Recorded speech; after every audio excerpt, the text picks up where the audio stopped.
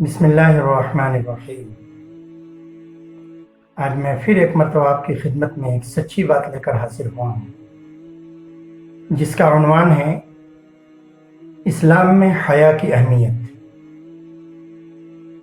جی آپ نے صحیح سنا، اسلام میں حیا کی اہمیت۔ حیا انسان کی فطری صفت ہے۔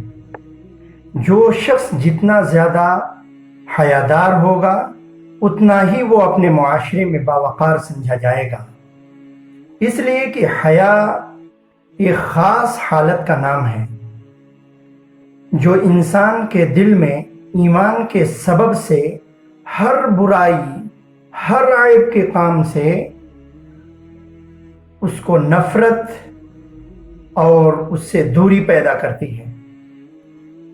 شریعت اسلام میں اس صفت کو نمایاں مقام حاصل ہے، اور جناب رسول اللہ صلی اللہ علیہ وسلم امت کو اس کی نہایت تاکید فرمائی۔ اس سلسلے میں چند احادیث پیش خدمت ہیں۔ پہلی حدیث بخاری شریف کی ہے، جس کو حضرت عمران ابن حسین رضی اللہ تعالیٰ عنہ فرماتے ہیں کہ حضرت صلی اللہ علیہ وسلم نے ارشاد فرمایا کہ حیا کا نتیجہ صرف خیر ہے، حیا کا نتیجہ صرف خیر ہے، اور ایک روایت میں ہے کہ حیا ساری کی ساری خیر ہی ہے۔ حضرت زید ابن طلحہ رضی اللہ تعالیٰ عنہ فرماتے ہیں کہ حضرت صلی اللہ علیہ وسلم نے ارشاد فرمایا کہ ہر دین کی خاص عادت ہوتی ہے، اور اسلام کی عادت حیا ہے۔ ایک اور حدیث میں حضرت عمران ابن عمر رضی اللہ تعالیٰ عنہ حضرت صلی اللہ علیہ وسلم کا ارشاد نقل کرتے ہیں اور فرماتے ہیں کہ حیا اور ایمان دونوں ایک دوسرے سے ملے ہوئے ہیں، حیا اور ایمان دونوں ایک دوسرے سے ملے ہوئے ہیں۔ ان میں سے کوئی ایک بھی اٹھ جائے تو دوسرا خود بخود اٹھ جاتا ہے۔ دونوں ایک دوسرے سے ملے ہوئے ہیں، ان میں سے کوئی ایک بھی اٹھ جائے تو دوسرا خود بخود اٹھ جاتا ہے۔ ایک آخری حدیث آپ کے سامنے نقل کرتا ہوں حیا کے حوالے سے۔ اللہ تعالی جب کسی بندے کو ہلاک کرنے کا ارادہ کرتا ہے تو اس سے حیا کی صفت چھین لیتا ہے۔ اللہ تبارک و تعالی جب کسی بندے کو ہلاک کرنے کا ارادہ کرتا ہے تو اس سے حیا کی صفت چھین لیتا ہے۔ الغرض برائیوں سے حیا اور شرم نہ صرف عام لوگوں بلکہ شریعت کے نزدیک بھی پسندیدہ عادت ہے، جو ہر مومن میں پوری طرح پائی جانی چاہیے کہ مسلمان اگر اس صفت سے محروم ہو تو وہ کبھی بھی کامل طور پر ایمان کے تقاضوں پر عمل نہیں کر سکتا۔ یہ تو ہوئی حدیث۔ اب حیا کا مستحق کون ہے کہ جس سے حیا کی جائے؟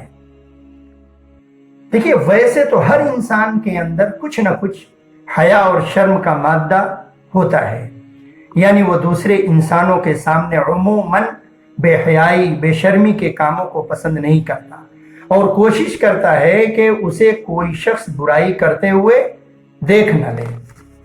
ہر شخص یہ سوچتا ہے، مگر شریعت اسلامی میں حیا سے محض انسانوں سے حیا مراد نہیں ہے، بلکہ اسلام اپنے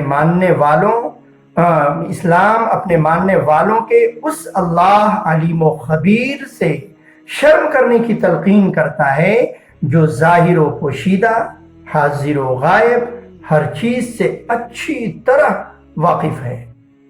اس سے شرم کرنے کا تقاضا یہ ہے کہ جو فعل بھی اس کی نظر میں، جو کام بھی اس کی نظر میں برا ہو، اسے کسی بھی حال میں ہرگز نہ کیا جائے، اور اپنے تمام اعضاء اور جوارح یعنی پارٹس آف باڈی کو اس کا پابند بنایا جائے کہ ان سے کسی بھی ایسے کام کا صدور نہ ہو جو اللہ سے شرمانے کے تقاضے کے خلاف ہو۔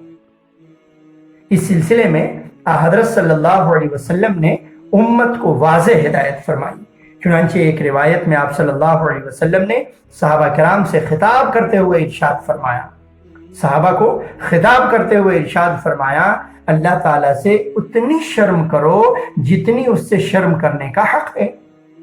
صحابہ نے عرض کیا کہ تمام تعریف اللہ کے لیے ہے، اللہ کے نبی ہم تو اللہ سے شرم کرتے ہیں۔ تو آپ صلی اللہ علیہ وسلم نے فرمایا یہ مراد نہیں ہے، بلکہ جو شخص اللہ سے شرمانے کا حق کو ادا کرے گا اسے 3 کام کرنے ہوں گے، اسے 3 کام کرنے ہوں گے۔ نمبر 1، اپنے سر کی حفاظت، اپنے سر کی حفاظت اور اس چیز کی جس کو سر نے جمع کیا ہے۔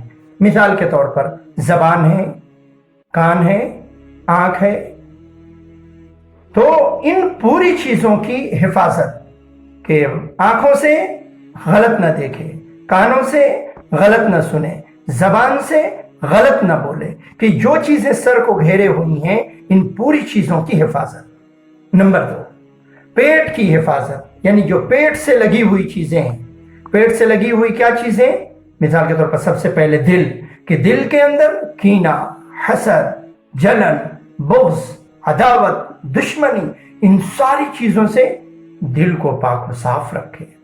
دوسری چیز پیٹ، کہ پیٹ کے اندر کوشش کرے، نظر رکھے، گہری نظر رکھے کہ میرے پیٹ کے اندر کوئی ناجائز اور حرام لقمہ نہ جانے پائے۔ اور اس کے بعد شرمگاہ کی حفاظت۔ اور تیسری چیز فرمایا کہ موت کو اور موت کے بعد کے حالات کو یاد کرے، موت کو اور موت کے بعد کے حالات کو یاد کرے۔ خلاصہ یہ ہے کہ جو شخص آخرت کا ارادہ کرے وہ دنیا کی زیب و زینت چھوڑ دے، پس جو ایسا کرے گا وہ اللہ سے حیا کرنے کا حق ادا کرے گا۔ یہ چیز ہوئی۔ اب اللہ سے حیا کرنے کا جذبہ کیسے پیدا ہوگا کہ اللہ سے ہم حیا کرنے والے بن جائیں؟ کون سی چیزیں ہوں گی جو اسے آمادہ کریں گی، اس پر ابھاریں گی؟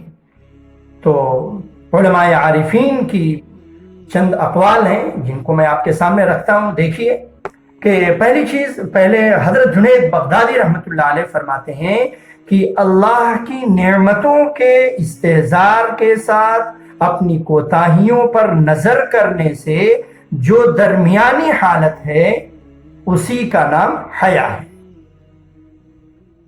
حضرت ذوالنون مصری رحمۃ اللہ علیہ کا ارشاد ہے، جو چیز انسانوں کو اللہ تعالیٰ سے حیا کرنے پر آمادہ کرتی ہے وہ انعامات خداوندی کی معرفت ہے، کہ اللہ کے احسانات کو آدمی سوچے اور غور کرے، اللہ نے کیسی کیسی ہمیں نعمتیں ادا کی ہیں، اس کے مقابلے میں ان پر جو شکر گزاری واجب ہے اس میں کوتاہی کا احساس ہے۔ اس لیے کہ جس طرح اللہ کی عظمت بے حد و حساب ہے اسی طرح اس کے شکر کی بھی کوئی انتہا نہیں ہے۔ یعنی آدمی جب سوچے گا کہ اللہ نے کیسی کیسی نعمتیں دی ہیں اور میں اس کو کس کس غلط کاموں میں استعمال کر لے رہا ہوں، تو جب یہ سوچے گا تو رکے گا، تو اسی کا نام کہا جا رہا کہ حیا ہے، حیا کی چیز ہے۔ ان اقوال سے حاصل یہ ہے، خلاصہ کلام کیا ہے؟ ان سارے اقوال سے، احادیث سے خلاصہ یہ ہے کہ ہمیں اولاً اللہ تعالیٰ کی ان انمول اور بے حساب نعمتوں کو یاد رکھنا چاہیے جو ہم پر ہر وقت بارش کی طرح برس رہی ہے۔ پھر یہ دیکھنا چاہیے کہ ہم ان نعمتوں کا کیا حق ادا کر رہے ہیں۔ آنکھ ہے، اس کا کیا حق ادا ہو رہا، ہاتھ ہے، اس کا کیا ہم حق ادا کر رہے ہیں، اور ہم اس میں کتنی کوتاہیاں کر رہے ہیں۔ اس استحضار سے خود بخود ہمیں احساس ہوگا کہ ہمارے لیے کوئی بھی ایسا کام کرنا ہرگز مناسب نہیں ہے جس سے ہمارا رب ناراض ہو جائے، جس سے ہمارا اللہ ناراض ہو جائے اور اس کی نعمتوں کی ناقدری لازم آتی ہو، کہ اللہ نے ہاتھ دیا ہے لیکن ظلم میں استعمال ہو رہا، آنکھ دیا ہے لیکن بدنگاہی میں استعمال ہو رہا، پیر دیا ہے لیکن غلط جگہوں پر جانے میں استعمال ہو رہا۔ تو وہی کہہ رہے ہیں کہ نعمت کی ناقدری آتی جس سے لازم آتی ہو، اسی کا نام، اسی احساس کا نام، کہ آدمی کو احساس ہو گیا کہ مجھے ہاتھ سے ظلم نہیں کرنا چاہیے، زبان سے غلط نہیں بولنا چاہیے، یہ جو احساس پیدا ہوگا اسی کا نام حیا ہے، جو ہر مومن کی اہم ترین اور امتیازی صفت ہے۔ اللہ تعالیٰ امت کے ہر فرد کو صفت حیا سے مالا مال فرمائے، آمین۔